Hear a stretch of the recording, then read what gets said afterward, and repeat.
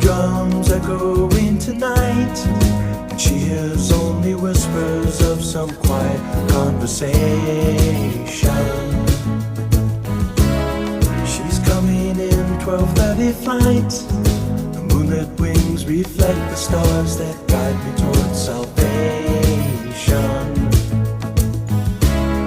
I stopped an old man along the way, hoping to find some old forgotten words or ancient melodies. He turned to me as if to say,